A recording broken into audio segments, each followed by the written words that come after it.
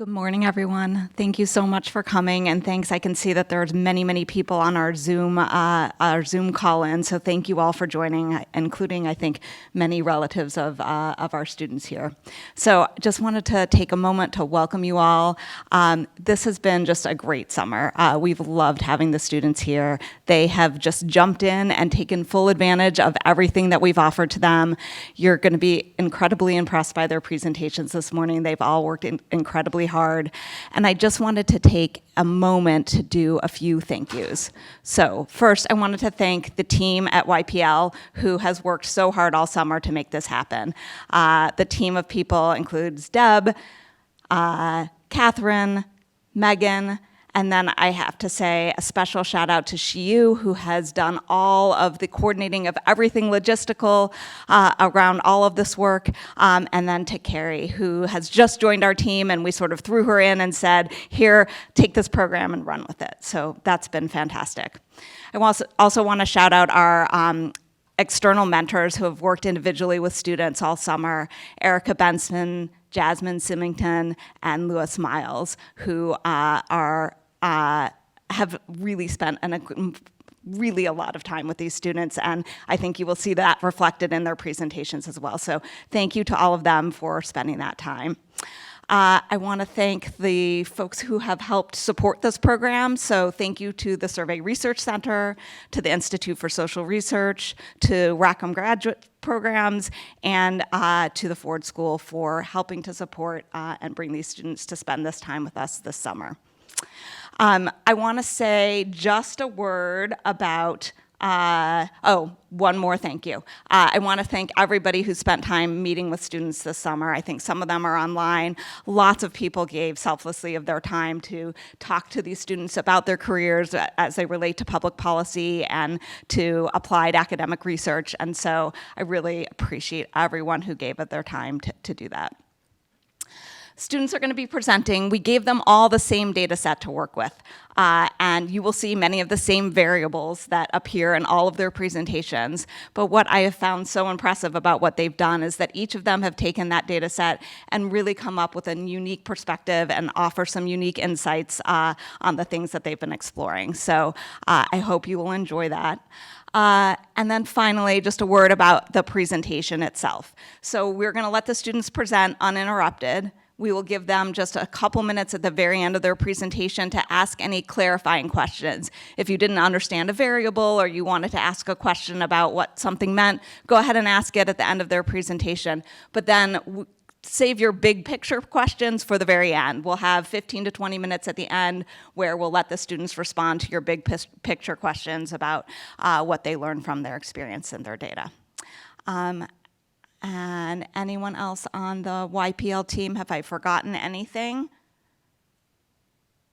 Just save your appetite for reception. Yes. Fun times after to celebrate the great work that everyone put in. Great.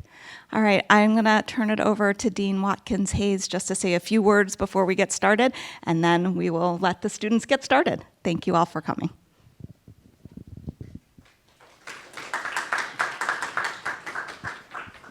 Good morning, everyone. It is wonderful to see so many people on Zoom, and I presume the folks in the room as well.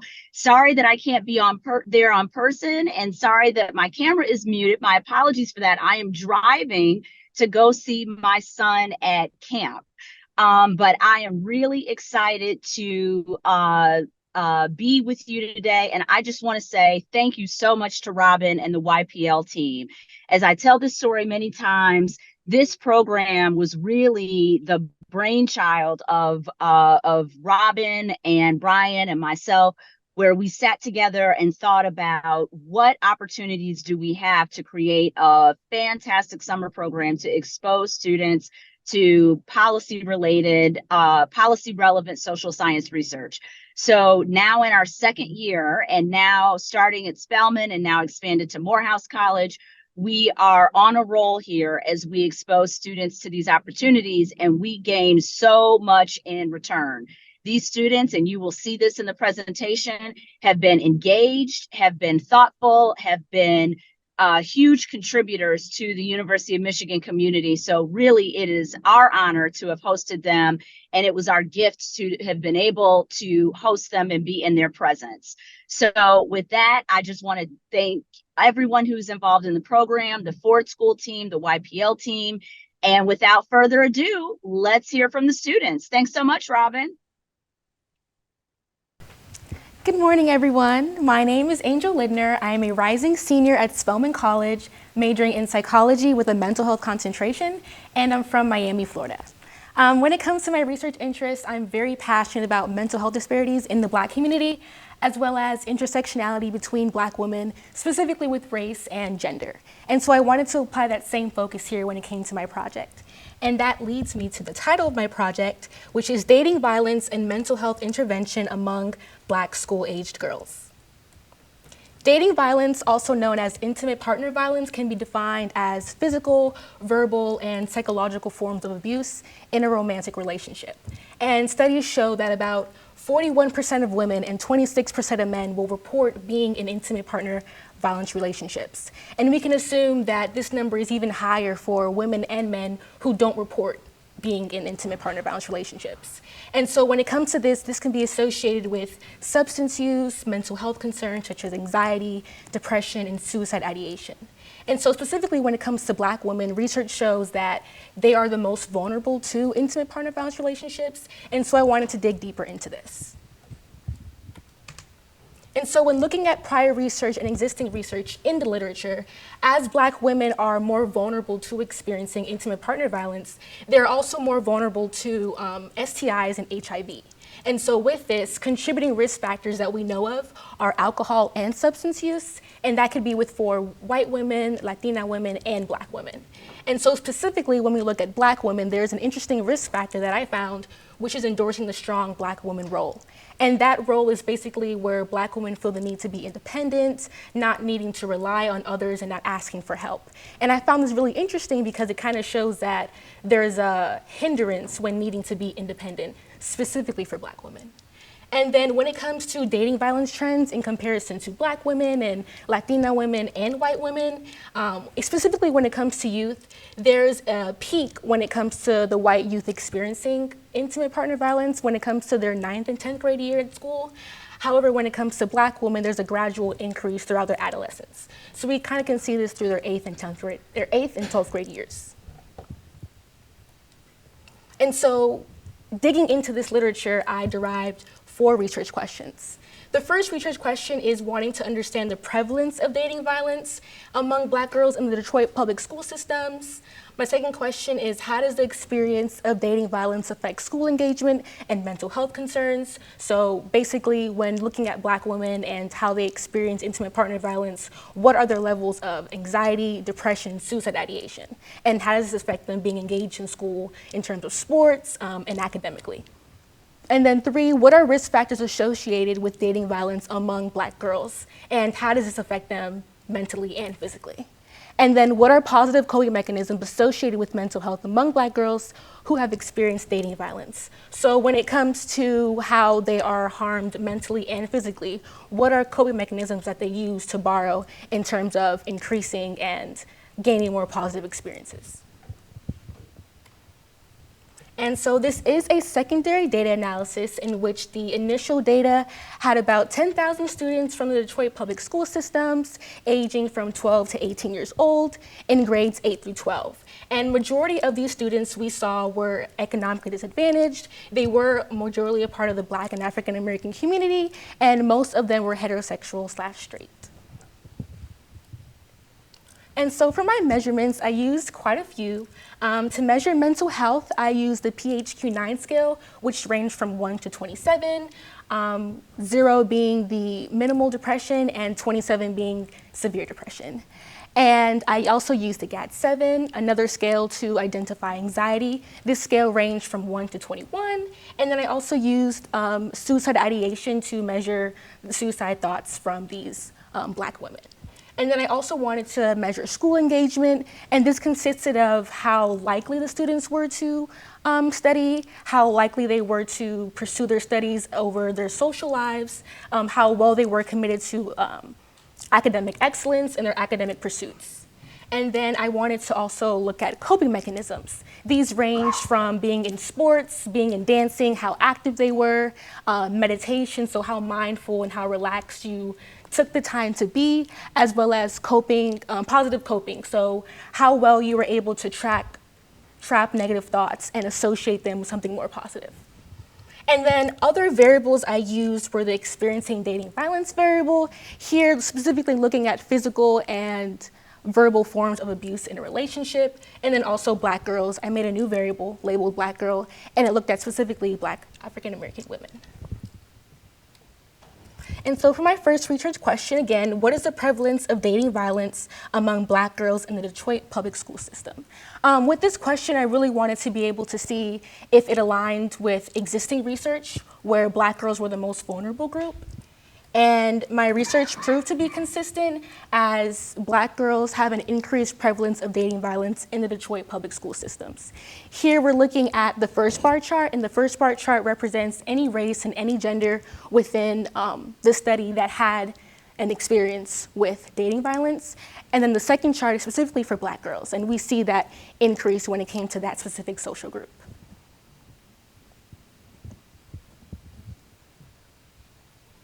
And as for my second research question, how does the experience of dating violence affect school engagement and mental health among Black girls? So again, when it came to school engagement, I wanted to look at how well they studied, how often they prioritized it, and how committed they were to their academic success.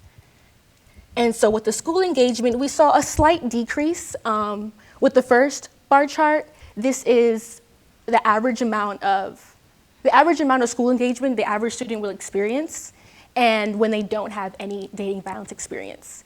However, the second bar chart, it shows specifically towards Black women who have experienced domestic violence and what their school engagement would be. And we see on average that's a 12.9 compared to other kids who don't experience intimate partner violence, where that is a 13.5.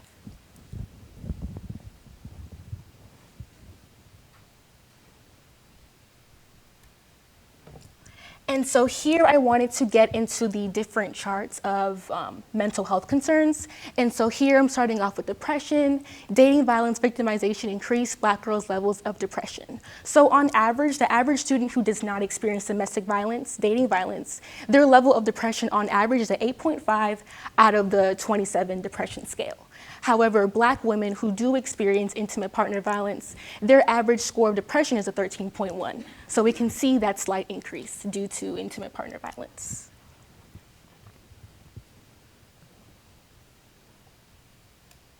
And we see the same consistency when it comes to anxiety levels. On average, the student who does not experience dating violence will report an average amount of 7.1 on their anxiety levels.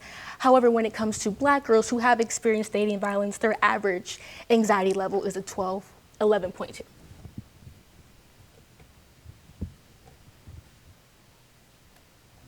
And so when it comes to suicidal ideation, it's that same increase in the mental health concern.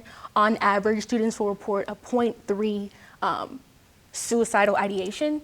However, for Black girls who have experienced intimate partner violence, their report is a 0.6. So again, just that increase in overall mental health concerns once Black women experience intimate partner violence compared to students who don't. And so for my third research question, what are risk factors associated with dating violence among Black girls? As I previously stated, risk factors that we know of are Black women endorsing the strong Black woman role, as well as alcohol and substance use. So I wanted to dig deeper into, specifically for Black girls, what are predictor factors for them in experiencing intimate partner violence. And so here I wanted to look at adverse childhood experiences. I looked at being bullied, feeling unloved, being abused, being in the foster care system, as well as being sexually assaulted. And all of these are measured independently. And so here, when it comes to the none variable, those are Black women who have experienced dating violence but do not practice any of the coping mechanisms. And then as you go from your left to your right, you kind of see a gradual increase in the different adverse childhood experiences. And so with this, we're seeing that basically for Black girls who have been sexually assaulted, they are more likely, out of foster care, being abused, feeling unloved, and being bullied to have experienced intimate partner violence. And with this, I found the foster care one to be the most interesting because when I initially looked at the variable, I didn't know what it was going to tell. But now that I see that it's a really high number and a really high increase compared to Black girls who don't endorse any of the coping mechanisms, I was kind of able to process and think about how housing instability can contribute to looking for that stability in romantic relationships and also adapting that unhealthy habit when wanting to pursue a romantic partner. I think that was really interesting. Give me time to look at it. And then for my fourth research question, what are positive coping mechanisms associated with mental health among Black women who have experienced dating violence? So as we saw, there was a decrease in mental health concerns, an increase in mental health concerns in terms of depression, anxiety, and suicidal ideation, as well as a decrease in school engagement. So I wanted to look at specific coping mechanisms that could increase and decrease these concerns. So I use meditation, sports, and cognitive coping as my specific coping mechanisms to use. And on average, Black girls who do experience dating violence have an average score of 13.6 on the depression scale. And those are the ones who don't use or endorse any of the coping mechanisms. However, for Black girls who use meditation and sports, we see a slight decrease. However, something I found pretty interesting was an increase in cognitive coping. And this is really interesting to me because usually when you think about cognitive coping, it's supposed to be a space where you're able to trap negative thoughts and pursue a better and higher way of thinking. But this only contributed to an increase in depression levels. So I found that really interesting. And we also be able to see this consistent in fluctuation, also with anxiety. As we see, the average Black girl who does experience intimate partner violence has an average anxiety score of 11.7. However, when you contribute meditation and sports, there's again that decrease in the anxiety levels. But again, when you contribute cognitive coping, there's only an increase.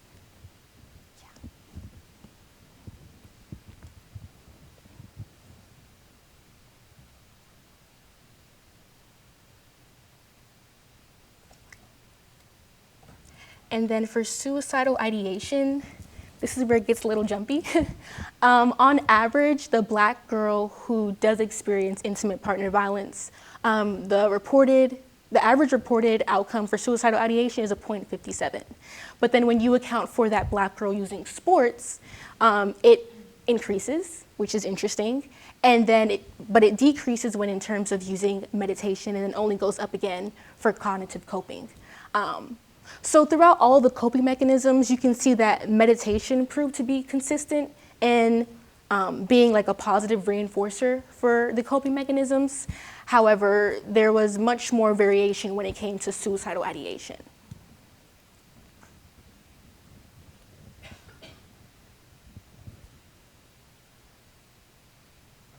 So as a whole, my research is consistent with prior literature that explains that Black women are more vulnerable to intimate partner violence, and this can contribute to why Black women have the mental health concerns they have in society as a whole. And so it really emphasizes the need to understanding the intersectionality of race and gender, specifically when it comes to Black women, and understanding how those mental health concerns play a role in how we show up every day.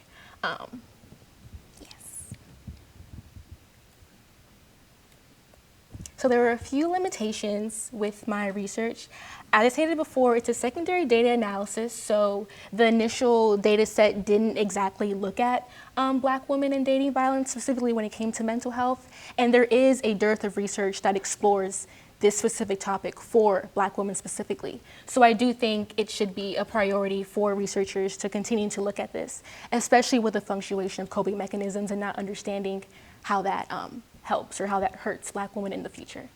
And also, due to the many different variables I used, there's not a direct or a directional knowing of how the variables played out. And so I think further research should also investigate how does anxiety show up? Did it show up after or before dating violence? Does depression, is that before or after the dating violence? How do those variables continue to show up, and how and what order do they show up in? And so also with the coping mechanisms, I think for future research, it should also be examined a little bit more, seeing as though there wasn't a lot of consistency and a lot of reliability with those coping mechanisms, because there was a lot of variability. And so with my implications, these findings, again, just emphasize the critical role of addressing the intersectionality of gender and race when it comes to Black women. I think that like policyholders and school leaders, mental health professionals can really be able to dive into intersectionality and understand it better when it comes to looking at how policy should be made, how mental health practices should be taken into account for Black women specifically. And that is my project. I just want to thank Robin, my mom, hi mom. And I just want to thank everyone who helped me throughout this summer. This was a very valuable experience, and I just thank you. Also to my cohort, thank you guys for supporting me. But yeah, thank you.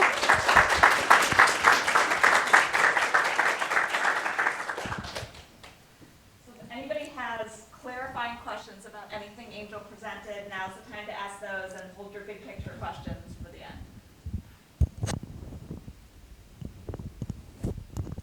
Yeah, I'd just like to ask, first of all, I want to say fantastic presentation, so glad to be able to do this. Your exploration of this much needed topic to be discussed in further study.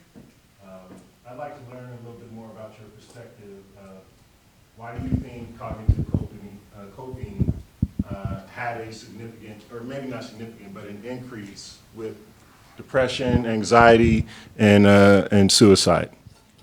Thank you for that question. For the last word, I was on the mic. You know, like, I really sat hard with this one, and I honestly don't know.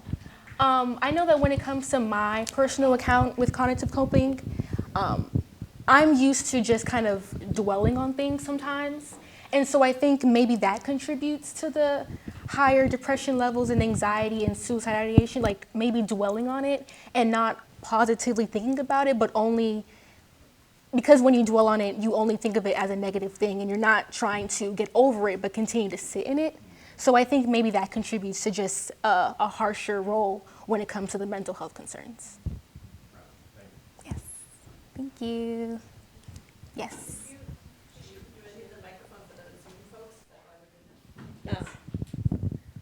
Hi.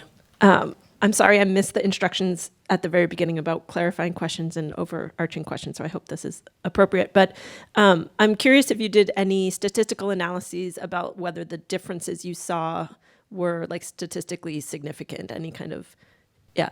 Yes, so when it came to specifically, would you want something specific or just an overall change? Kind of in general, you were showing us difference in levels, and I'm just wondering whether you tested the significance of those. Yes, I did. I tested the significance. Some were significant, some weren't, but majority were significant.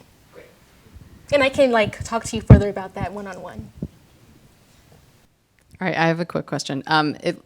You said most of your tables showed, or charts showed, Black girls versus like the average. Is that like all other kids in DPSCD, or did you also look at like Black girls who did not experience domestic violence or intimate partner violence versus those who did? Yes, so depending on what mental health concern or what area of the question I was looking at, it depended on whether or not I used all Black women or whether or not I used any gender and any race. So when looking at the average amount of Black girls compared to any other gender and any other race who have experienced dating violence, that was the whole proportionate of the whole study of whoever experienced intimate partner violence. However, when it came to the coping mechanisms, for example, I specifically looked at Black girls and how that compared to Black girls who did experience or who did endorse the coping mechanisms compared to Black girls who didn't.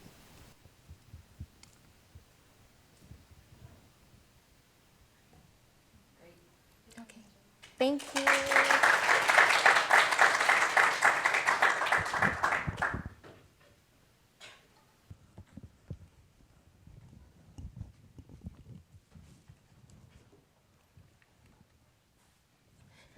Hello, everyone. My name is Morgan Chambers. I am a junior psychology major, education studies minor at Spelman College from Jackson, Mississippi.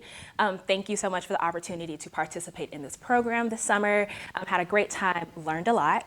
I want to give a shout out to my mentor, Erica Vincent, for working on this project with me. I thoroughly enjoyed our time together.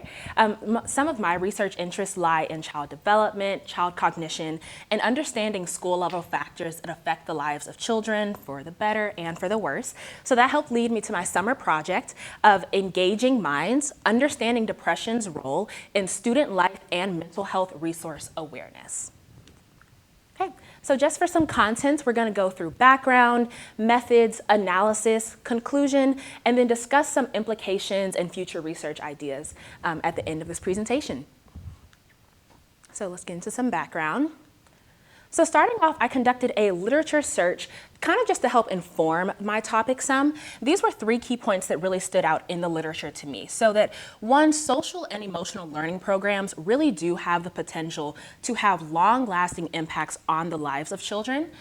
2, that school deprivation, so absence, lack of attendance at school, is associated with poor mental health in students. And a previous study also showed us that for high school students, schools really do play a crucial role in identifying mental health disorders. So all of these points, as well as other information in my literature search, led me to the topic of engagement, which seems to be very important in the academic and social lives of students.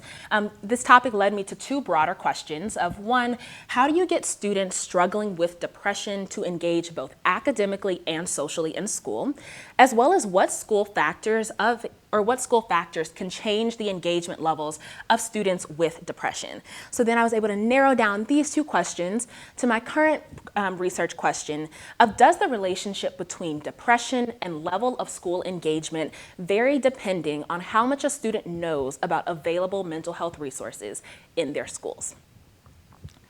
So before we get into analysis and hypotheses, I really want to clarify why I'm using the variable of resource awareness over resource usage. So to clarify, the survey that the students were given has 2 questions asking about awareness of resources, as well as what resources have you taken advantage of in your school.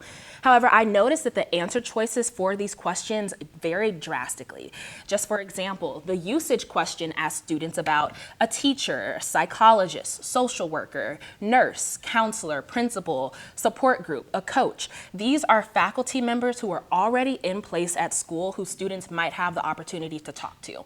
However, the variable of resource awareness focuses on additional programs such as suicide prevention support, staff-led programming, student-led programming, having a quiet place on campus, additional programming that would require schools and school districts to possibly allocate additional funds towards the cause of mental health resources in the schools. I thought this difference was important, and my goal with this project is to emphasize the need for allocating those additional funds, so I decided to go with resource awareness. All right, so first, my hypotheses. I predicted 1, that depression will be negatively associated with engagement. So the more depressed you are, the less likely you are to have high levels of engagement in school. Also, that the impact of depression on engagement will be smaller among students with higher levels of awareness, and that resources might help mitigate depressive symptoms in high school students. Okay, so getting into some methods. So this data was collected from a survey of approximately 10,000 students from 76 schools in Detroit Public Schools Community District, and it features 8th through 12th grade students. And then the survey was administered through the Trails project conducted by the Youth Policy Lab in 2019.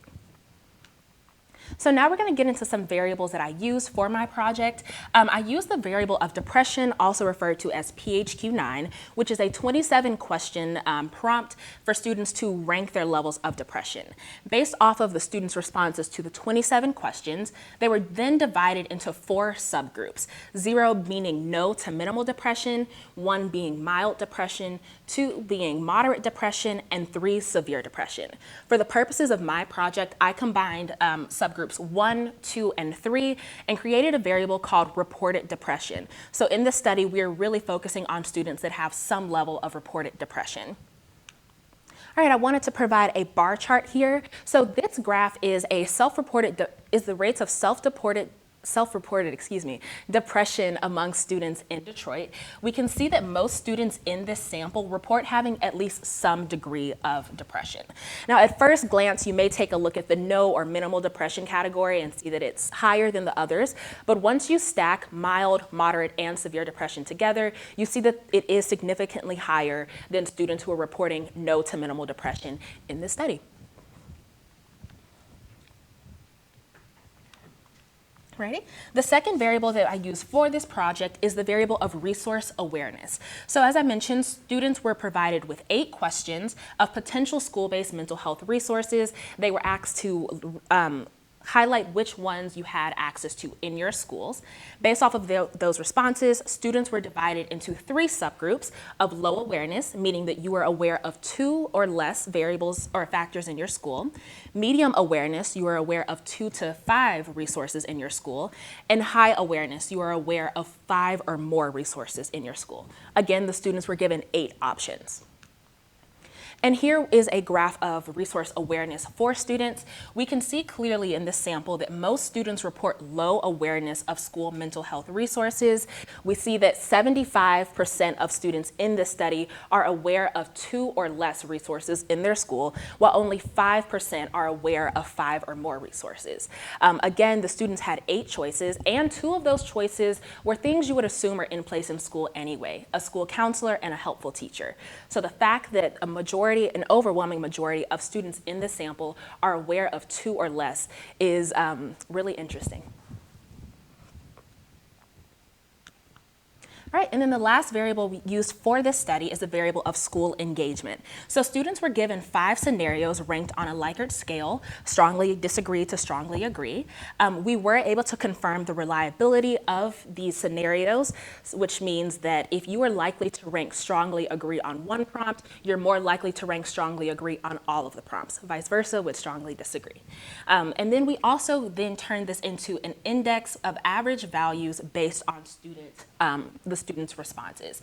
And just for some additional context, the 5 scenarios students were given were: I always study for tests, I set aside time to do my homework and study, I try to do well on schoolwork despite my interest in the subject, if I need to study, I do not go out with my friends, and I regularly attend school-sponsored events such as dances, sporting events, student performances.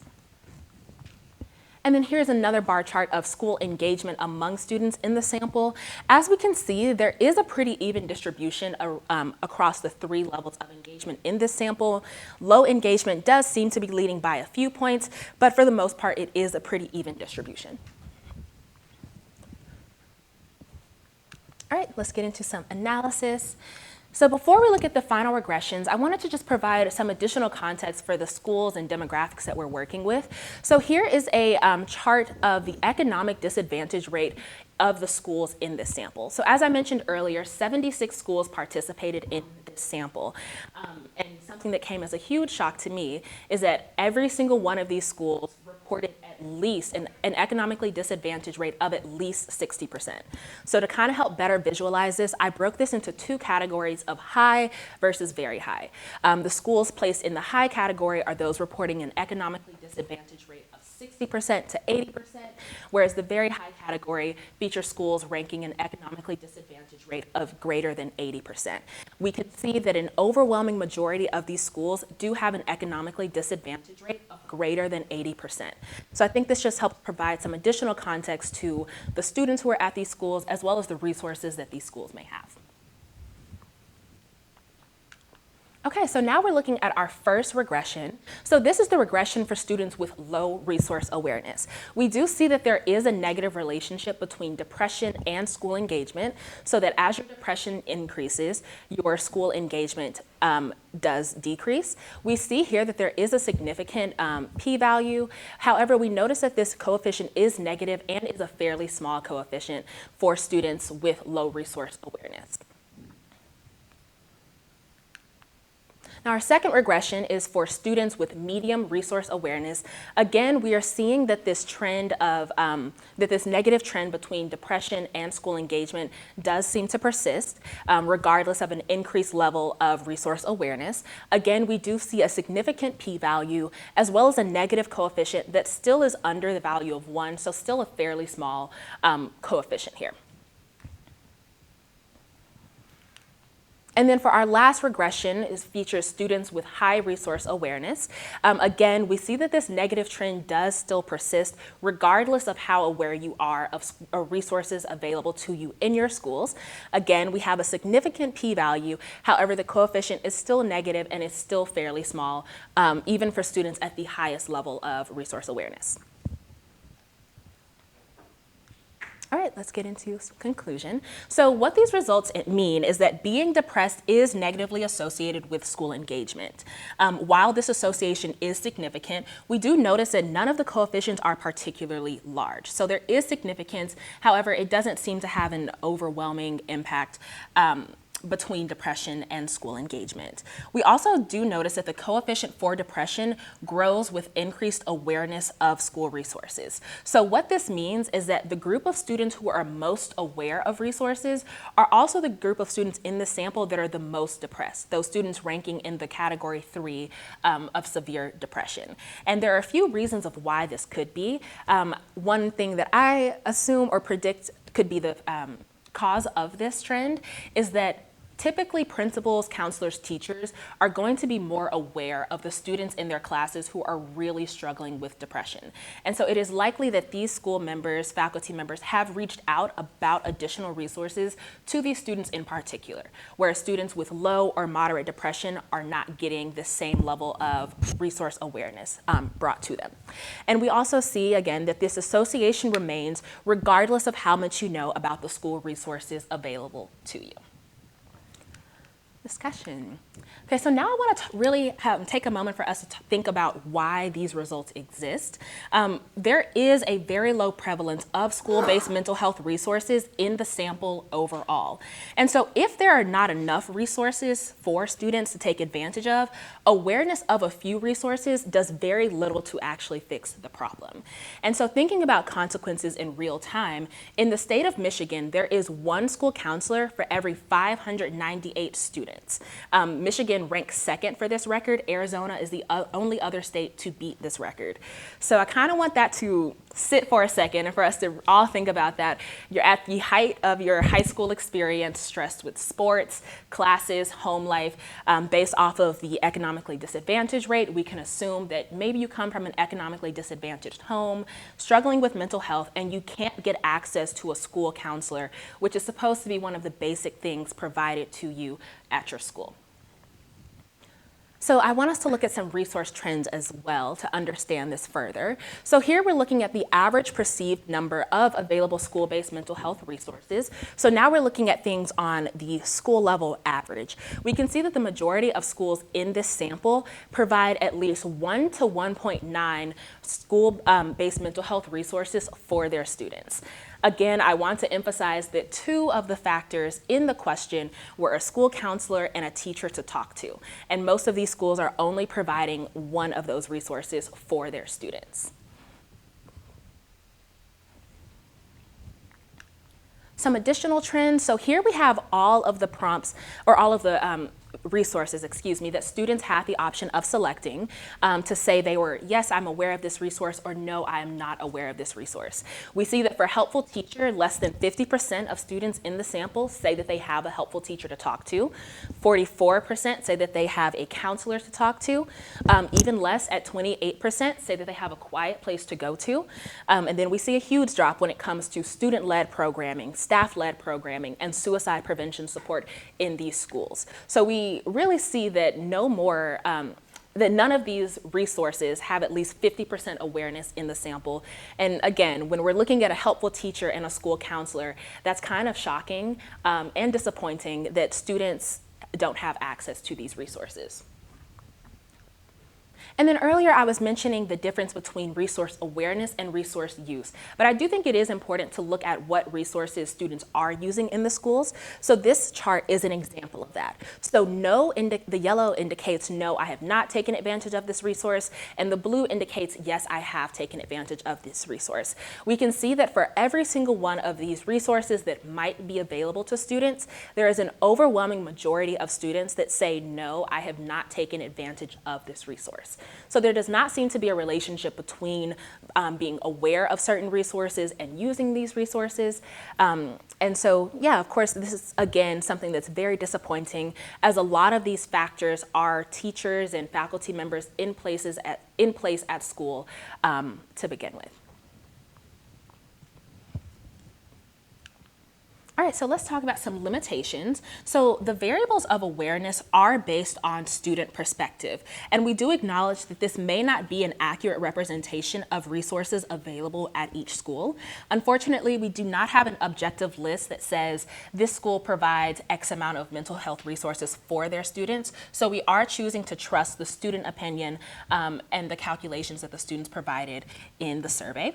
And then again, the regression in this study is built on individual students' experience. So it does not compare schools on a school-to-school level. So for future research, it could be helpful to control for additional variables such as grade level, as well as resource use to identify potential influences, as well as future research should compare an objective list of resources to what the students say they have access to. And then finally, research in the future should allow us to compare usage of mental health resources to availability and awareness of those resources. And with that, I conclude my presentation. Thank you all so much.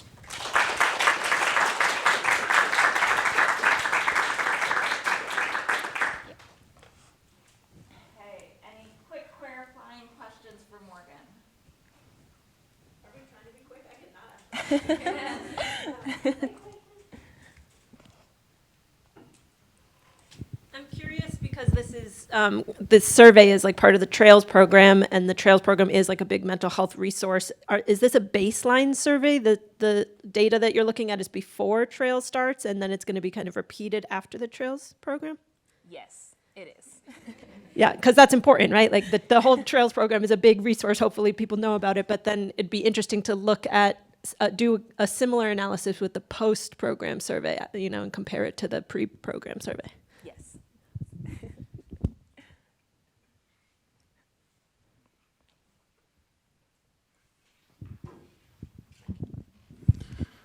Also, fantastic job on the presentation.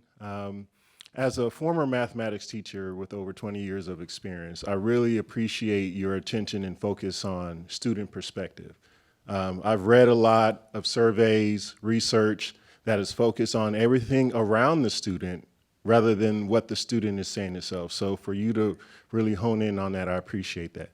So just real quick, can you talk about your positionality in this? What drove you to study this summer? Yeah, so my main research interests do lie in just understanding school factors that influence the lives of children overall.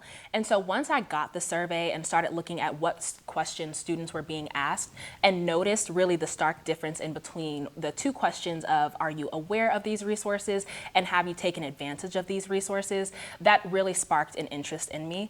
Additionally, I'm from Jackson, Mississippi, and the public school system there I think is pretty similar to the public school system in Detroit. And I know that one issue that schools face at home, or the public schools at home face, is just availability and access to proper mental health resources for their students. So I was also really interested to see how things in Detroit would compare to my hometown. And then of course, once diving deeper into the literature and understanding how important these additional programs are, that was also very interesting. And throughout this program, we had the opportunity to speak with a number of guest speakers, and one of them was a representative for the state of Michigan, and and also a psychologist. And she really opened my eyes up to the fact that there is one school counselor for every 600 students in the state of Michigan, which seems very shocking. And I think she's actually advocating for a piece of legislation to fix that now. So all of those factors together just was really interesting to me and helped fuel this project. Thank you. Thank you.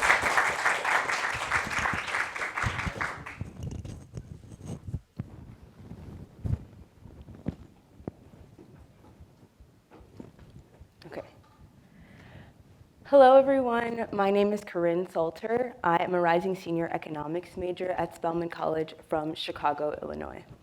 My primary research interest lies in the long-term outcomes of financial adversity.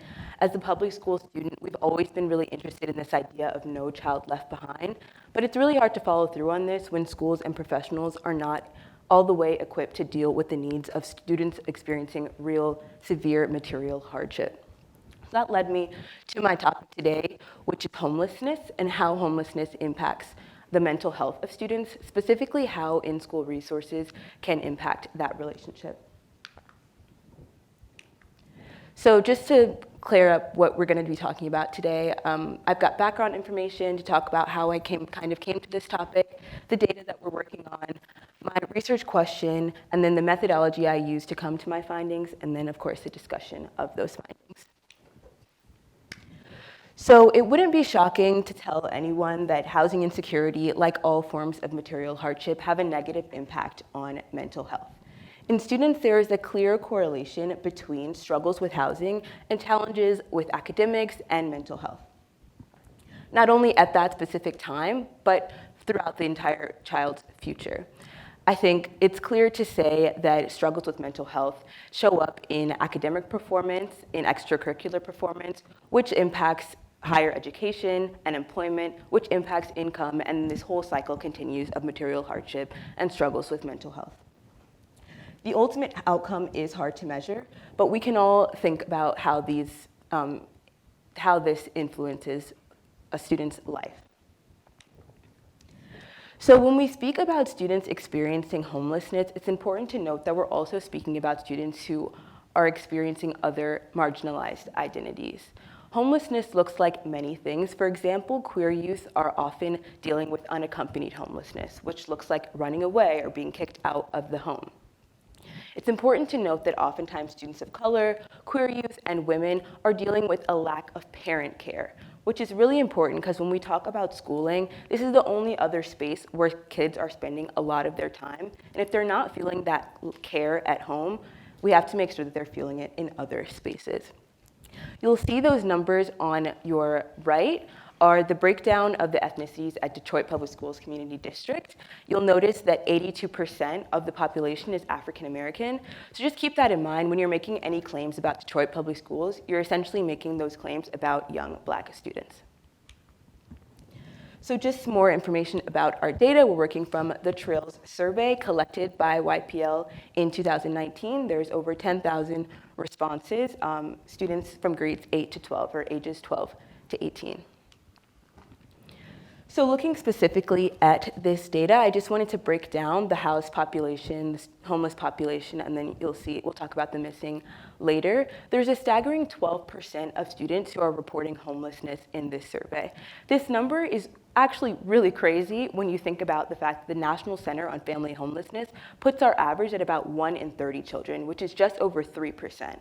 So the national average is 3%, and in our sample, we've got a 12% reported homelessness level. What's also interesting is moving over to that missing value of 15%. That is a staggering amount of kids who skipped the questions that would allow us to identify whether they are homeless or housed. We won't make any claims about what those students are dealing with, but just ask yourself why a student would be inclined to skip over that particular line of questioning. And just for some clarification, students are identified as homeless by the standards set by the McKinney-Vento Act. So some of those would have responded that they were living in a hotel, vehicle, shelter, or outside over the past year. So then looking at our housed and homeless populations, I just wanted to break it down even further and think about those demographics. You'll remember the race breakdown of Detroit Public Schools before, but just looking at sexual orientation and gender specifically, you'll notice that when we move from housed population to our homeless population, that yellow bar, which represents our queer students, grows by about 15 percentage points and kind of takes over the other side. So just think about the fact that when we're talking about homeless population, we're talking about majority queer students. Then if you look at our gender breakdown by housing status, there is not a huge difference in the male-female breakdown, but you'll notice that orange bar, which represents our other gender identities, is substantially more noticeable when we look at our homeless population when compared to the housed population. So just some things to consider. Like I mentioned before, what I was really interested in is the mental health of these students. So here we have is the PHQ-9 breakdown, the depression scale of our students. You'll see that about 40% of the house population reports 0 to minimal depression, which is a number that decreases as the severity of depression increases, which is what we would expect. When you look at the yellow bars, however, that is our homeless population, and you'll notice almost 30% of those students report severe depression, which is double the relative amount of our house population. And then just look at how the distribution of none, mild, moderate, and severe depression looks at homeless students compared to those house students. So all of this information led me to my research question. I wondered if students who are homeless are receiving the support they need and how impactful that support is. Specifically, does the impact of in-school support on levels of depression in Detroit Public Schools Community District vary by housing status? Can support from school resources lessen the impact of homelessness on students' levels of depression? So just to look at the variables I was using to understand this relationship, of course, we've got that living homeless, which I mentioned earlier, students are flagged as homeless according to the McKinney-Vento Act. Then I wanted to look at resource-used teacher helpful. Just to understand this a little bit, the question asked to students is which school resources have you used in the past year to help with stress or related health concerns? There's a variety of options to choose from, but I focus specifically on teachers because I think this is a good gauge of school community and culture. Teachers are not necessarily trained in mental health or material hardship intervention, and so I think it's important to consider those faculty members that are interacting with our students but may not know exactly how to, what impact they have on our students. So the next question that they're asked is if teacher, were they helpful? So that's what we're looking at exactly, is among those students who report using a teacher, how helpful was that teacher? It's also important to note the frequency at which students interact with teachers more than any other school professional in their life. The amount of time we're spending in a classroom or even in the hallway is much more than any other faculty member. Then we're looking at our dependent variable, the PHQ-9 score, which is derived from the patient health questionnaire and is just used to evaluate and diagnose symptoms of depression, and that's on a scale from 0 to 27. And then some other variables we're just considering is race, gender, sexual orientation, grade, and those adverse childhood experiences, which of course impact a student's depression. So the first thing I wanted to see was the difference in the help-seeking habits of students who are homeless compared to students who are housed. When you're asking that question, which school resources have you used in the past year to help with stress or related health concerns, you'll see that 31% of students who are homeless report using a teacher compared to 24% of students who are housed. And this relationship, that being greater among homeless students than it is among housed students, is pretty consistent across all resources, but again, I wanted to look specifically at teachers. I think what's really interesting here is that when you move over to whether or not the teacher was actually helpful, you see a shift in that a relatively less amount of those homeless students report the teacher being helpful compared to a greater number of their housed counterparts. So just consider that more students who are homeless are reaching out to teachers, but less of them compared to their peers consider that teacher to have been helpful. So then looking specifically at the impact of that helpful teacher. I ran a multivariate analysis to examine the relationship between finding a teacher helpful and depression levels, controlling for those student demographics I mentioned earlier. With this, I found a statistically significant relationship between finding a teacher helpful and depression levels. As I'll describe, the magnitude of this relationship is larger among homeless students. So you'll see here that I found that students who are housed and have a helpful teacher report a 1.57 lower depression score than students who are housed without a helpful teacher. So off the bat, you can see that having a teacher who is helpful does have a positive impact on your depression. What's really interesting here is if you move over to our homeless population, you'll see that students who are homeless and have a helpful teacher report on average a 2.57 lower score of depression than students who are homeless without a helpful teacher. So when you compare those two numbers, you'll see that the impact of having a helpful teacher is greater on students who are homeless than it is on students who are housed. It's about 65% greater. And here I'm showing you what this relationship looks like for my specific reference group, which is queer Black girls. In that group, those who had stable housing and a helpful teacher report a PHQ-9 score of 6.6, which is relatively low. Among our students who are homeless, you'll see that having a helpful teacher shifted that PHQ-9 score from 12.43 to 9.86. And I think what's important to note here is that shift would take a student from being considered moderately depressed to just mildly. So just some things I thought were really interesting in these findings. Students who are homeless are often working with lower family support, and that doesn't say anything about the kinds of people or families that they have, but focus on material hardship often takes priority over mental health. That's just a fact. And so it's important that schools make the effort to support those students in a way that they can't be in other spaces. We have to look into how the needs of students facing material hardship can be better met. Why is it that that helpful teacher was so much more impactful for a student who is homeless than it is for a student who is housed? With that in mind, only 31% of those students who are homeless reported seeking out a teacher for help. And only 89% of those students reported the teacher being helpful. So that's only a small set of our population. If we know for a fact that psychological support is useful for mental health recovery in homeless youth, how can we make it so that small group of students is representative for the entire population? How can we get that help for not only that 86% of 31%, but for everyone? Across the board, young people feel that they need care and support from everyone in their life. Unfortunately, many, as shared by this study in Switzerland, say that that generational gap keeps them from feeling like they can be helped from adults in their life. This goes for parents, school faculty, and more. It's important to think about not only who the students can talk to, but how they can talk to them, and the level of comfort that they have when seeking out a helpful teacher and having a conversation with them. So some of the questions I came out of this research with was specifically, where do the mental health needs of students experiencing material hardship differ from those in stable living conditions? And if we understand that, we can understand how to better help them.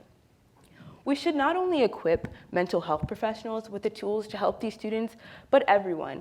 I specifically wanted to look at teachers because I know, and everyone here knows, that you interact with teachers in school constantly. You might not take the extra step to talk to a counselor or to a social worker, but everyone is always interacting with teachers. And if we're only equipping mental health professionals with those resources, how can we expect all students to benefit from them? Additionally, how can we help our students feel confident in the ability of adults to help? It's not only important for teachers to be able to help them, but for students to feel comfortable to go to them for help. So not only are we looking at faculty training, but we're looking at the confidence that students have and the stigma around mental health and many other factors. Some of the limitations of our research, all of this is self-reported data.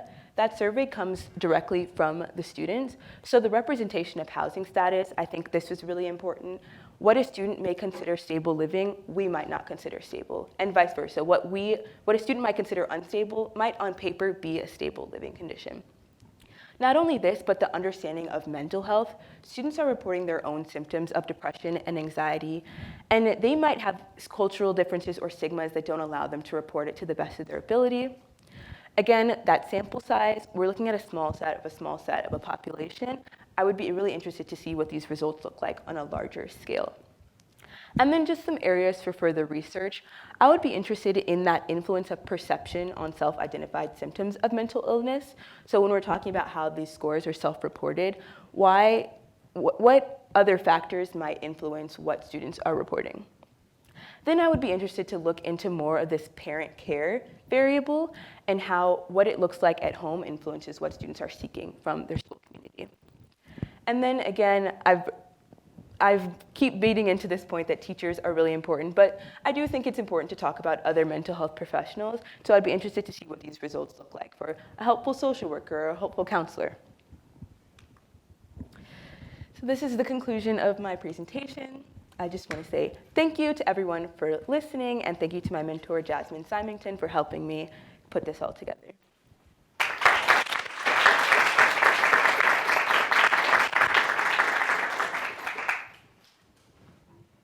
And quick questions for Corey.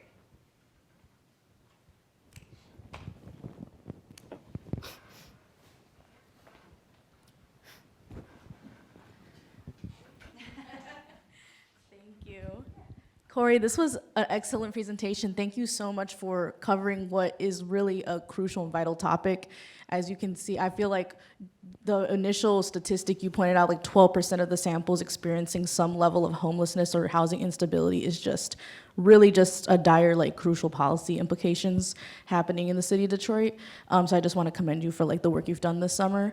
I was curious to, at a point of clarification, I was curious to know whether, and maybe I missed this in the presentation, if what category foster care fell into which category for you in terms of that. Did you, in terms of whether you looked into kind of the prevalence of people seeking mental health resources of those in foster care, because they can be kind of in that, like, in-between area of instability and housing? That's a great question. I didn't look specifically into the foster care system. That homelessness variable is coded so that students who say they rented or owned and stably in the last year or 2 years are considered stably housed. So anything other than that, if it's changing frequently, if they're going between places, if they're living in a house or a vehicle, a hotel, a shelter. So I don't know exactly where foster care would lie in that. Again, that kind of goes to the self-reported nature of the data. A student might have been more inclined to say they live in a house if they feel they live in a house that's owned by someone, whether or not it's a direct parent or relative. That depends on what the student's perception is. Absolutely, thank you. Thank you. Any other questions? Just real quick, again, fantastic presentation, absolutely necessary work, just to reiterate what was said. Can you talk a little bit about how helpful teacher was defined, and maybe what does that look like in the eyes of the students? Yeah, so I can actually go back to that slide. So this, again, it's all self-reported data, but the initial question asked was, what school resources have you used for stress or other related health concerns in the past year?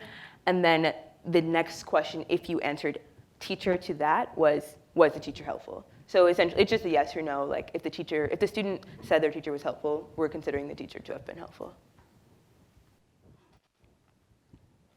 Thank you. Any other questions? Great job.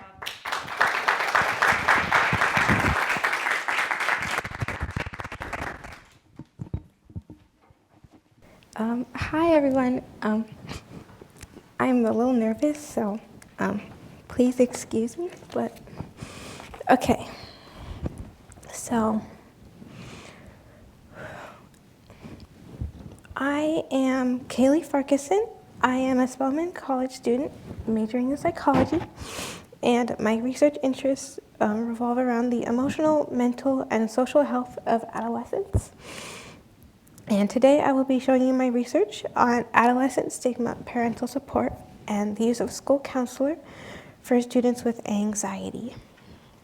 So before we continue, I would like to give a huge thank you to Catherine Asher for mentoring me throughout the research process. She has been incredibly supportive and kind, and yeah, so let's continue with some background information. Oops. Okay, so here is some background on my topic. In the United States, around 32% of adolescents aged 13 to 18 have anxiety in the U.S. In the state of Michigan, 11.9% of adolescents reported having anxiety in 2016, and that jumped to 13.4% in 2020. This might seem like a small change, but that is a 13.5% increase in 5 years.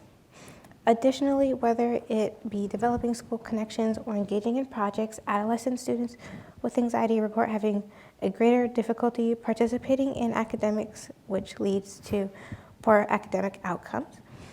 This is where school-based interventions can come in. So, school-based interventions, whether it be a teacher, a school counselor, or a social worker, can be a great way to provide services necessary to help students with anxiety for a few reasons. For one, having support in an academic environment can help provide immediate support for students with a focus on improving their well-being both in school and in their personal lives.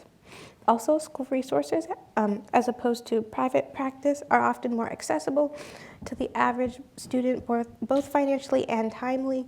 And there's the added benefit of proximity, where school is a place that a majority of students spend a lot of time during their weekdays.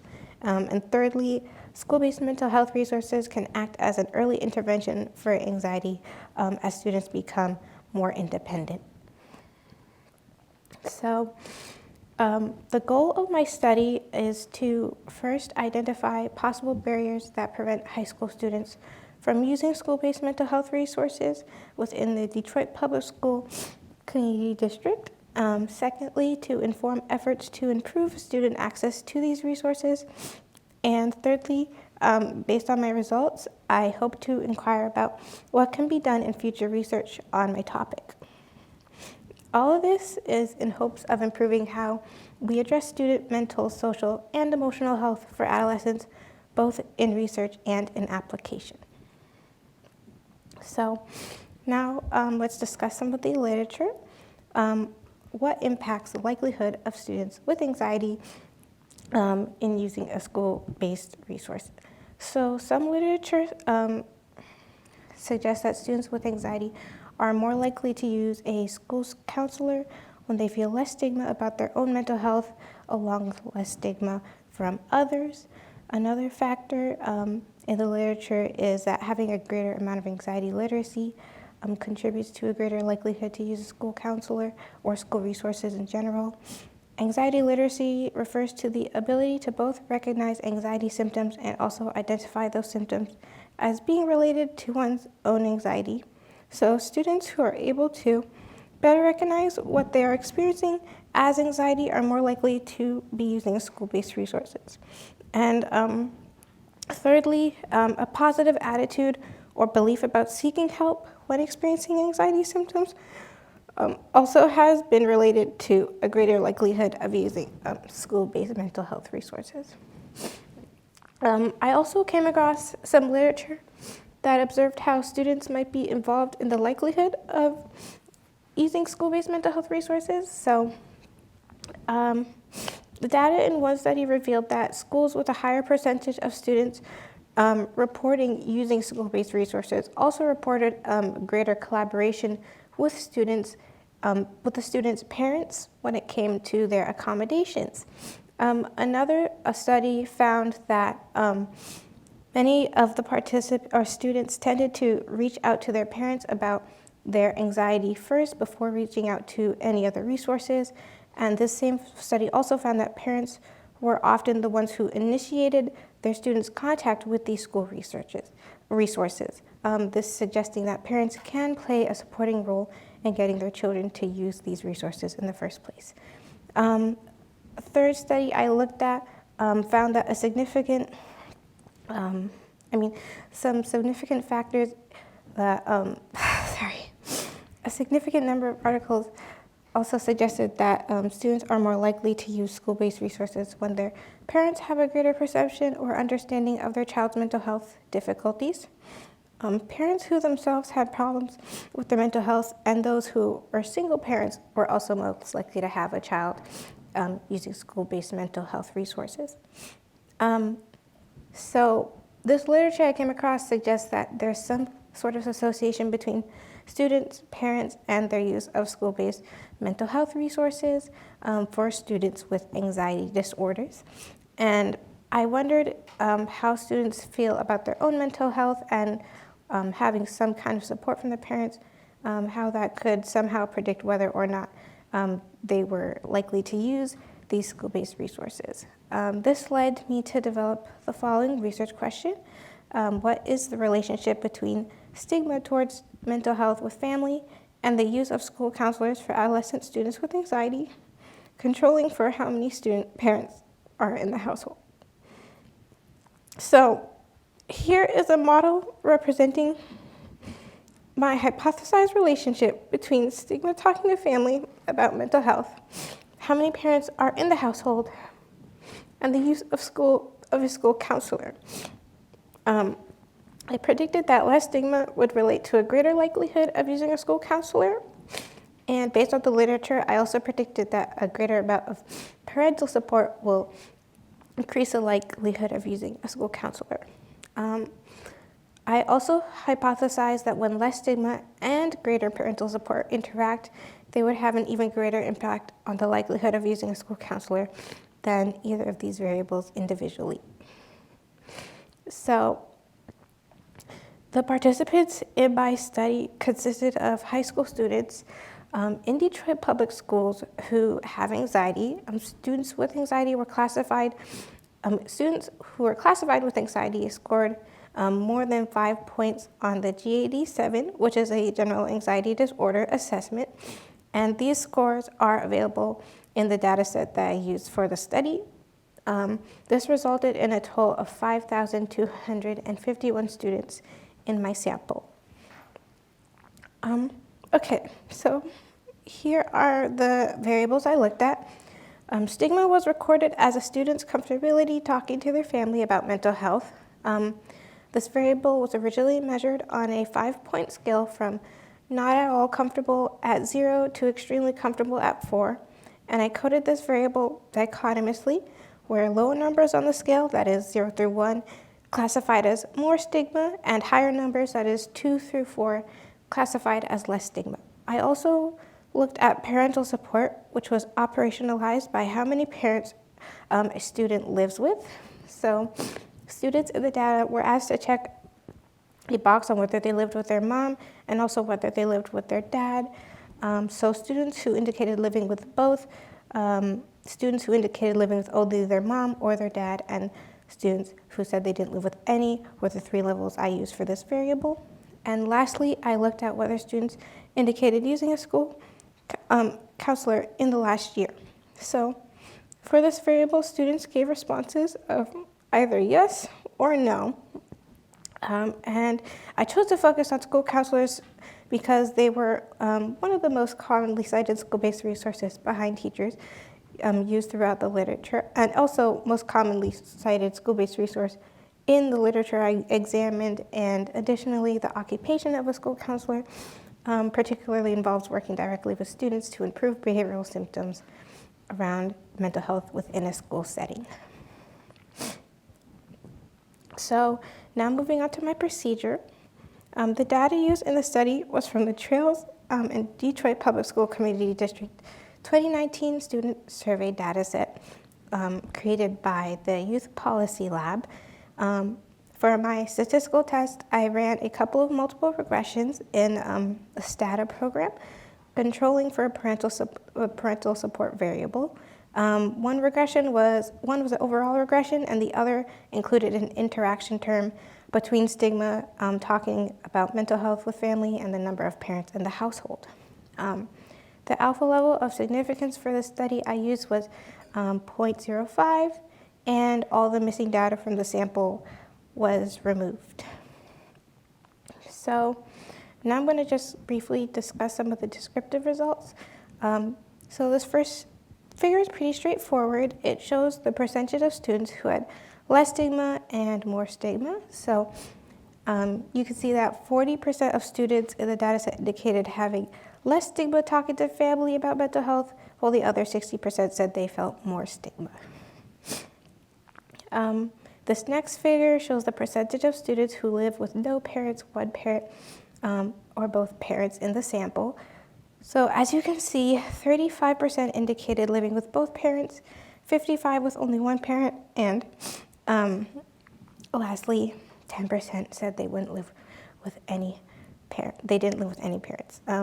Also, please keep in mind that this data I used does not indicate whether or not any of the students in my sample live with other relatives, friends, or even alone. Next, this figure shows the percentage of students who said they have used a school counselor in the last year. So only 17% of the sample of students with anxiety said they have used a school counselor in the past year prior to taking the survey, while 83%, which is the majority, indicated They did not. This is an alarming number of students with anxiety who are not using school counselors.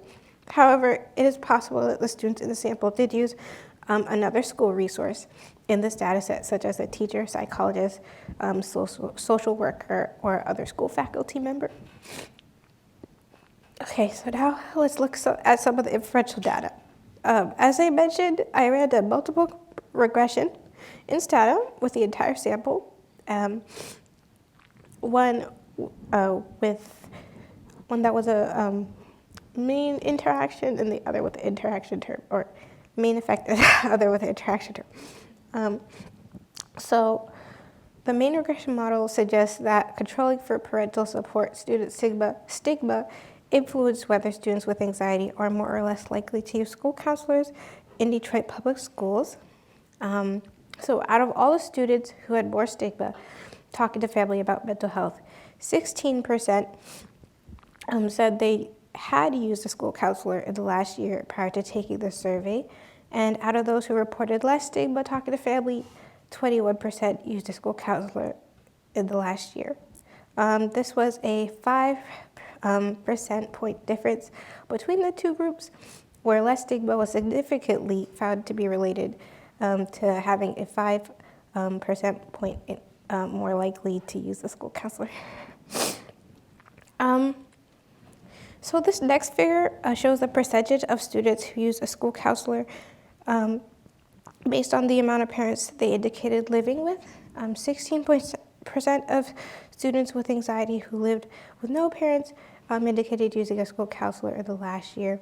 And this goes down by 1 percentage point for each parent that was indicated to live with the student. However, this 1% difference between the groups was not found to be significant. I also looked at the interaction term, and this 1% point was also not found to be significant in their interaction between stigma and the amount of parents that students lived with. So in short, to answer my research question, while the use of school counselors relates to less stigma towards talking about mental health with family, it did not relate to how many parents were in the household controlling for the other variables. So now let's discuss. So the results of the study as it relates to stigma is consistent with the literature I observed, which suggests that feeling less stigma from others and themselves, when students feel less stigma from others and themselves, it can make it easier for them to openly talk and discuss about their condition to others. And this in turn can lead to more comfort reaching out for help, and also relates to more openness from family about the idea of using school-based mental health resources. A suggestion to reduce stigma is by encouraging campaigns that focus on educating students about both what stigma is and how they can help combat it. This is because while many campaigns on improving mental health have found a change in people's attitudes around mental health, they don't always translate to a change in people's behaviors. Thus, making sure people are active in the process of unlearning stigma is critical to reducing it. So now for some limitations of my study. So how many parents a student lives with doesn't necessarily represent how supportive their parents are in their mental health. So parental support and living with parents are two different constructs, and thus there may have been some weak construct validity in my study. Also, when considering stigma, talking about mental health with family, we have to remember that stigma has multiple dimensions. It can be internal, external, and it can also be selective. And these other dimensions were not considered in the measure of stigma for this study.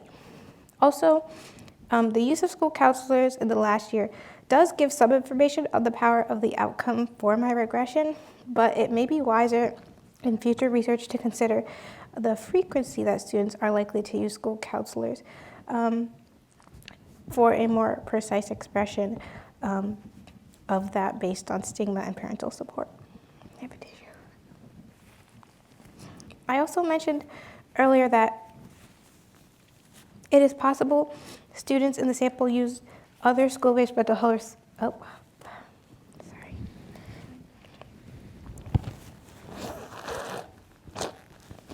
Sorry. Isn't she just doing great, by the way?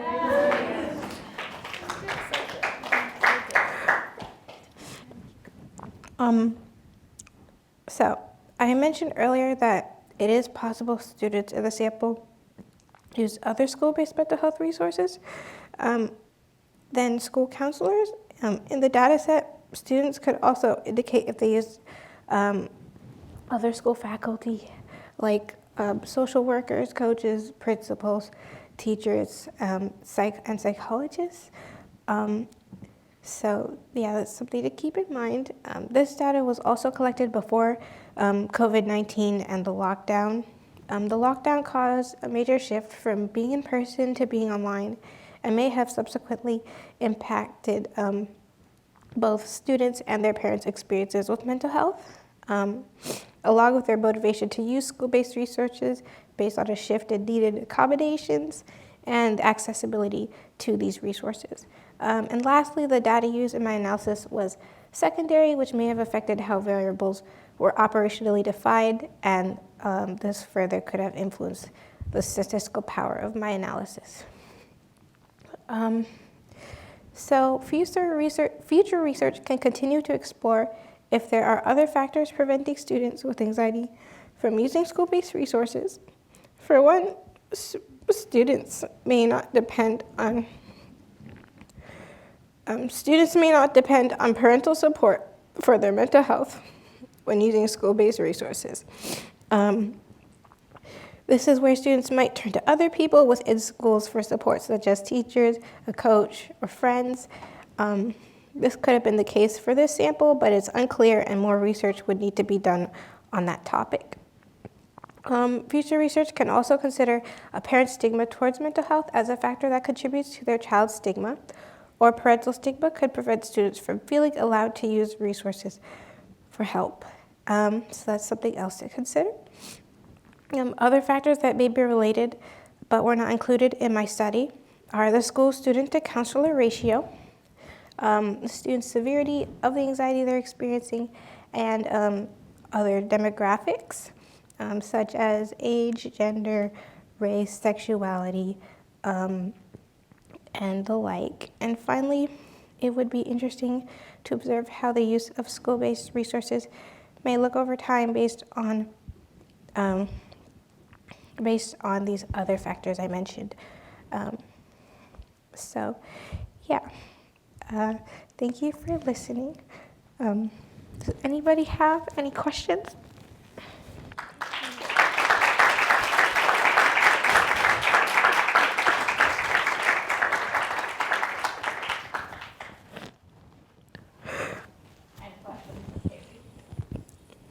Hi, that was fantastic. Thank you so much. I think looking at the interaction between the two variables is super interesting. I am wondering whether on the survey there's any questions about friends and like whether students talk to their friends about their mental health, like anxiety and things like that, and whether maybe if you have any thoughts about if friends might be, you know, we didn't see that parental support was significantly related, but maybe like friends are more important than parents, or especially later in high school. I know there was a question regarding how I had observed how comfortable students are talking to family. There was also a question similar to that about how students are comfortable talking with their friends. So that was like the most similar variable that I remember being in the data set regarding that. And I think it is very possible, especially for students who may maybe not live with parents who are very knowledgeable or accepting of mental health and getting help for mental health. That could very much be a possibility. But yeah, that would be something to look at in the future for sure, along with like maybe other relatives as well, and even other like school faculty. So yeah.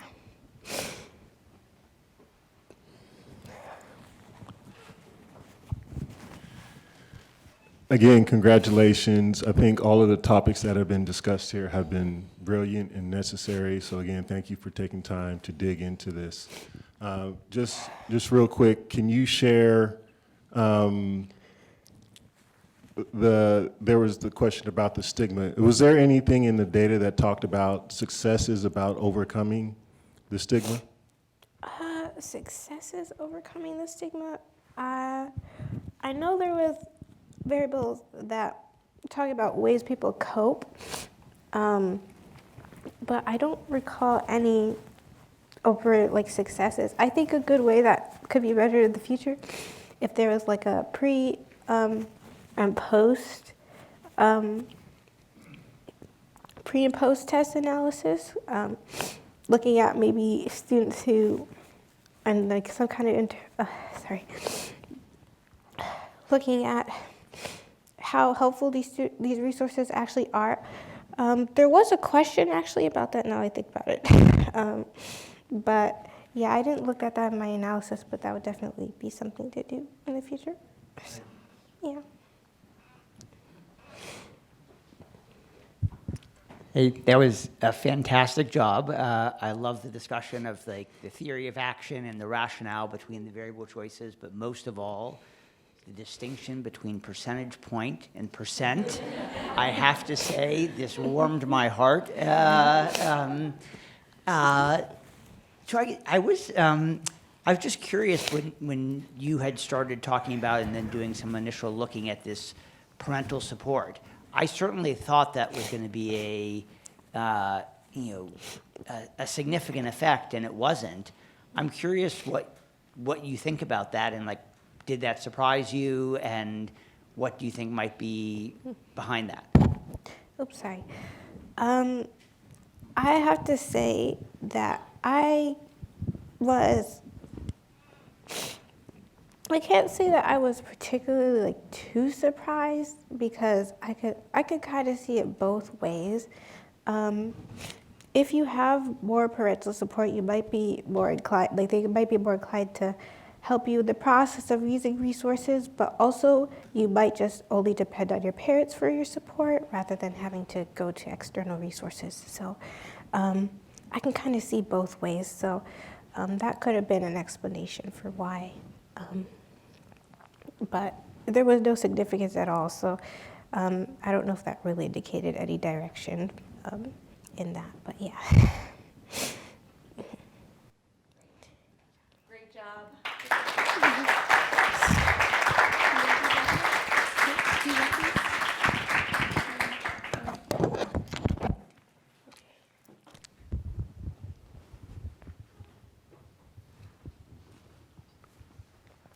Good morning, everyone. My name is Jeremiah Lothar. I'm a rising junior sociology major from Tuscaloosa, Alabama. And today I want to talk a little bit about the research that I've done over the entire summer about adverse childhood experiences and mental health challenges, specifically for African American males. So I must admit that this research project is very personal to me. I go to Morehouse College, an entirely male HBCU, which seeks to set the precedence of the identity of the black male. But being at Morehouse has allowed me to understand more of the needs and challenges of black men as well. I've seen the harsh mental effects that stem from some of my peers' childhood trauma, internal battles of identity, and the ever-changing challenges of life. What I've learned most, though, is the ominous realization that so many do not want to talk about it. The experiences that I've had at Morehouse are not anomalous. According to the Anxiety and Depression Association of America, over 6 million men suffer from depression every single year. According to the National Institute of Health, men die by suicide at a rate 4 times higher than women. And to speak to the point that I said in the last slide, in a survey conducted by the American Psychological Association, only 35% of men reported that they would seek help from a mental health professional, compared to 58% of women. This is a widely shared belief that this is due to some sort of stigma surrounding the perceptions of mental illness and mental health as well. Along with the stigma associated with men, African Americans actually have their own set of stigmas and perceptions surrounding mental illness. In a very recent study, it found that older African American adults believed that depression was a sign of weakness and a lack of inner strength. The intersection of these identities between black and male create almost a double jeopardy effect in stigma. And so admittedly, I chose to explore these relationships for Black boys due to all of these circumstances. So I'd like to go a little bit into some of the literature about adverse childhood experiences and mental health disorders as well. So first, I'd like to clarify what an adverse childhood experience is. An adverse childhood experience, or an ACE, are potentially traumatic events that occur in childhood between 0 and 17 years. And examples of this could include violence, abuse, or neglect, or witnessing violence in a community as well. And so the literature shows that children exposed to adverse childhood experiences, particularly more than 4, are more likely to have mental health disorders. So now that connection is made, people want to understand why that connection is there. And so some people have done research about mediators, and one found that executive function, which is defined as self-regulatory defining features that allow for goal-oriented behaviors, is a significant mediator between ACEs and mental health as well. Conversely, executive dysfunction, the inability to act with goal-oriented behaviors, has been associated with higher rates of mental illness. There's been a lot of studies also that try to mitigate this relationship, and a study found that community resilience has a significant effect in moderating the relationship between ACEs and mental health disorders. This leads me to my research question. My first question is simply trying to understand, is there a relationship between adverse childhood experiences and mental health disorders for African American males? If so, what is that relationship? And then the second question is there a relationship between the adverse childhood experiences and a student's community resources in moderating that relationship between ACEs and mental health disorders as well?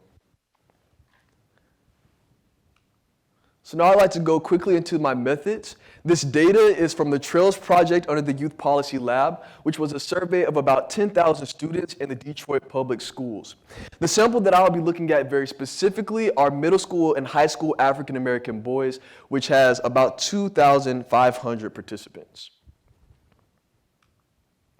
For this study, I focused on 4 main variables. The first variable, PHQ-9, is a questionnaire that measures the presence and severity of depression, and it's typically a screening at primary care doctor appointments.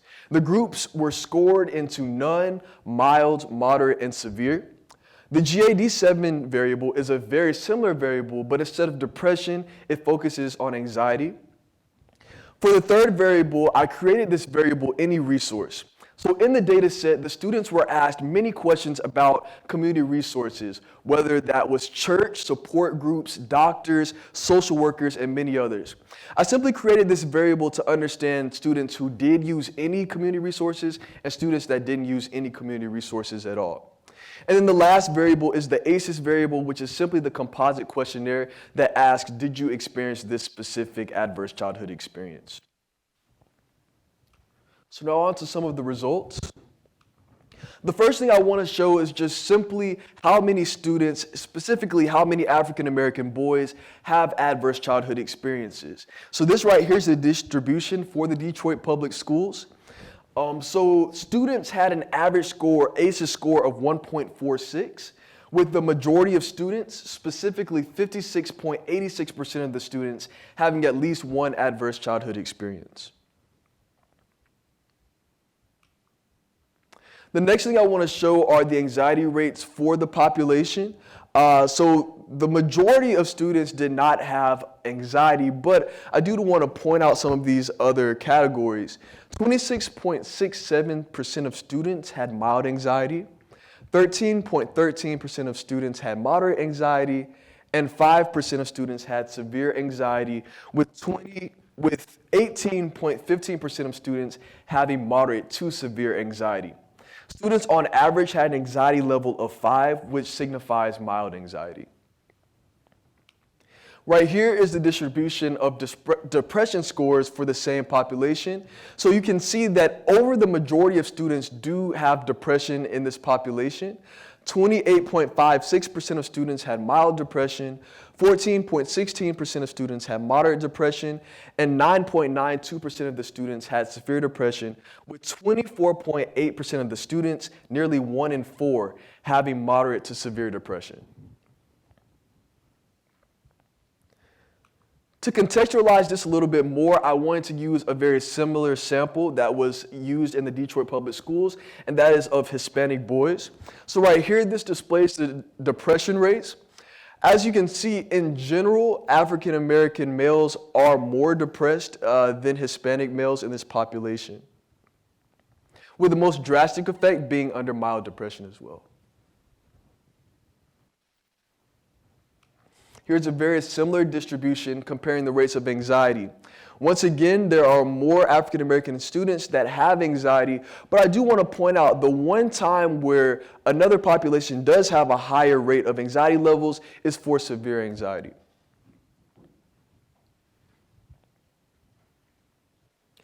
So now I'd like to get into that relationship of ACEs and mental health disorders for African American males. I want to show you this model right here. This graph represents the relationship between ACEs and depression rates for African American boys. ACEs had a positive and statistically significant effect on PHQ-9 levels. For every 1 unit increase in ACEs, PHQ-9 increases by approximately 1.33, holding other factors constant. So that simply means if a child has another adverse childhood experience, it'd be predicted that their ACEs score would go up roughly about 1 point. To find this, I used a multiple regression analysis, controlling for living status, sexual orientation, and school population size. The yellow line represents the average score of students on each level of the ACEs category for the PHQ-9 variable. As you can see, there are some dramatic jumps between 2 and 4, and then from 6 to 8.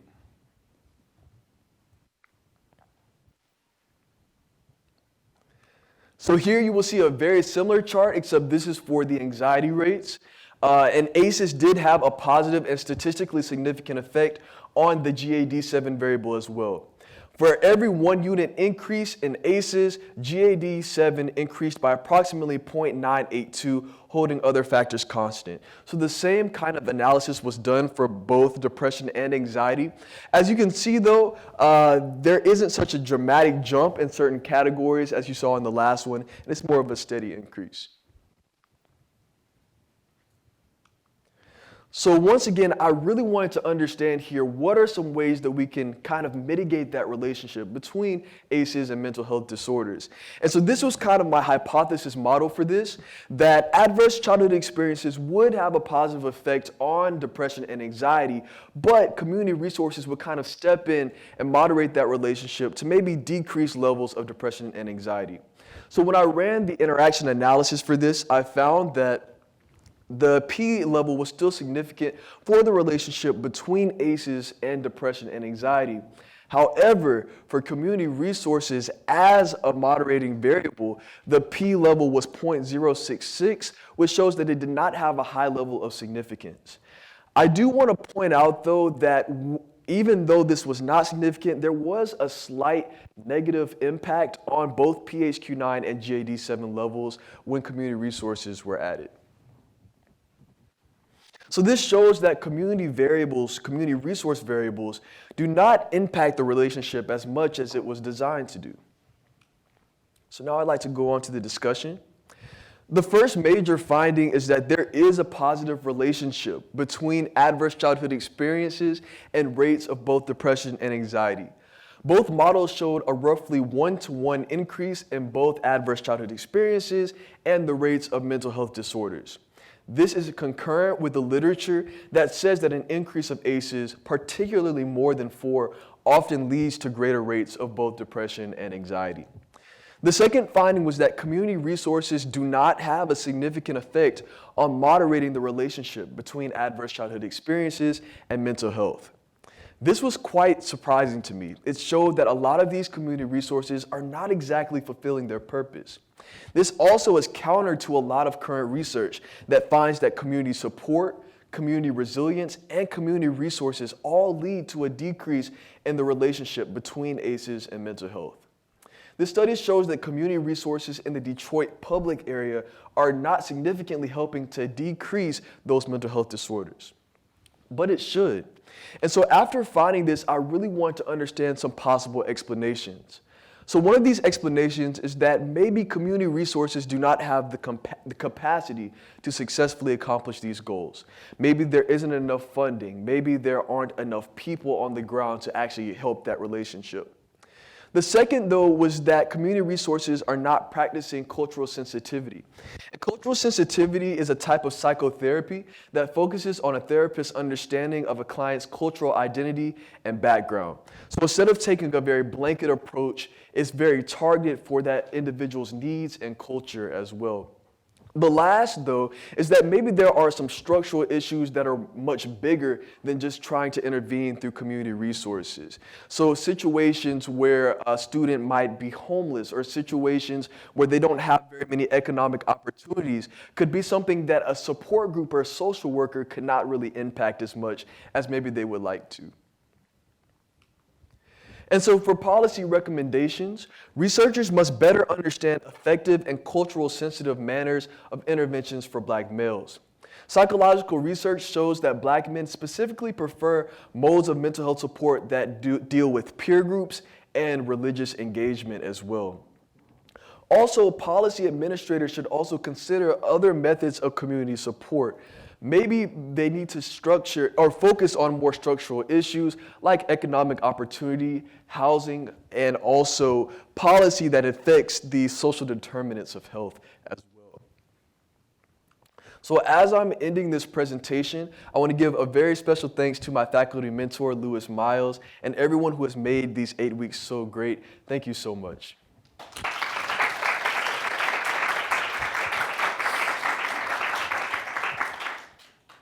Any questions for Jeremiah?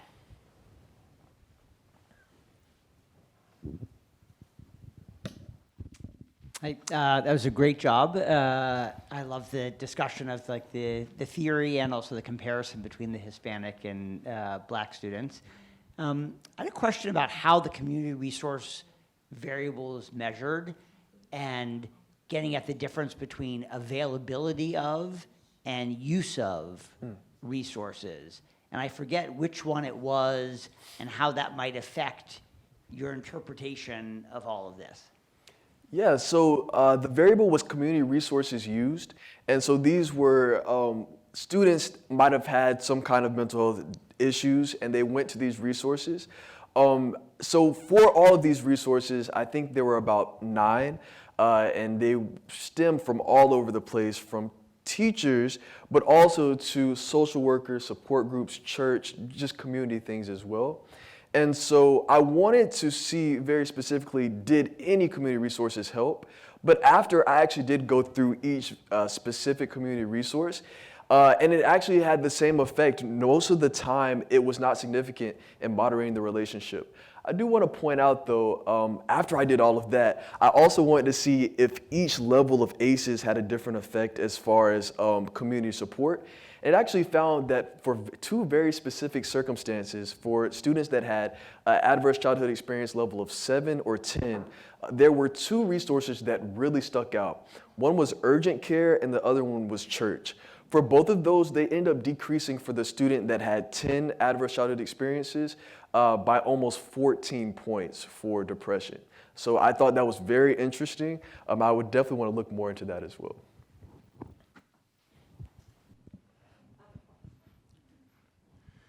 So once again, congratulations on a very informative presentation. You mentioned a school earlier. What school do you attend? Morehouse College. Morehouse College? Oh, that's a phenomenal school. I've heard about it. I should look more into that. Okay. Can you kind of talk real quick about the history of African Americans and public health and how some of the cultural perceptions and competencies African Americans have developed around public health in general, and maybe mental health services more specifically, and how that maybe can help kind of shape how we view this data? Absolutely. So I could talk about a lot of the research behind I think I'm going to take that in a more personal lens. Just in general, my community that I've experienced with are very hesitant to do any type of health discussions, specifically with the government and specifically with hospitals. And that's from a long historical background of mistrust because of some bad things that have happened. And so I think that's a really important point to talk about cultural sensitivity, why church was so big in that factor, because that was the community a lot of times where mental health resources were used the most. And so I think when we're approaching this, sometimes it's easy to put a Band-Aid on it to talk about maybe we just need to have more community health centers in these areas, but we also need to see what's working for the communities right now and how we can amplify those as well. Thank you.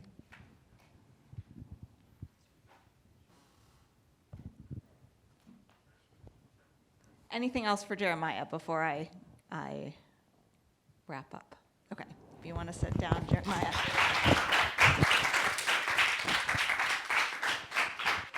And can we just do another round of applause for all the students? They did such a fantastic job, like really, really impressive group of things. You can see why we had so much fun with them here this summer. We just have a few minutes, and it seems that we are losing students there wandering off. So any last questions that you all have that you were saving for the end? Because I did promise some opportunity to ask questions at the end, although we did a bunch of them as we went along. Okay. We have some certificates of completion for the students to take home to remember their time with us at the Youth Policy Lab, which I will pass out to them in a moment. Outside, we do have food and drinks, so please stay and mix and mingle and talk to all of us and the students. I really want to say thank you to everybody for coming and supporting our students this summer. Thank you to everyone online who joined. It was wonderful to see so many friends and family on there supporting these students. And we hope to see you here again next summer for our next cohort. So thank you all so much. And let me just pass out these certificates. Angel.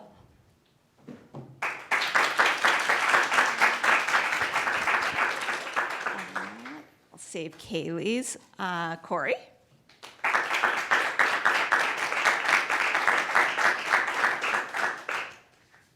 Jeremiah. And Morgan. And then if students and faculty mentors could join us outside, we're going to take some quick pictures before our photographer has to run. So, all right, thank you all so much for coming.